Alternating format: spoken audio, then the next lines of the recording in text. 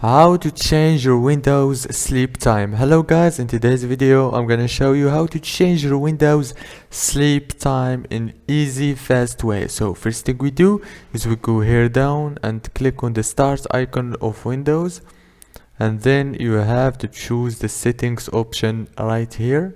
Click on it and then choose the first option, system. Click on it like this again. And now you have to choose the power and sleep option here. Click on it and here you go. Now you can change the sleep time of your Windows. You can choose 1 minute or 30 minutes or even 5 hours or never if you want. And that's it for today's video guys.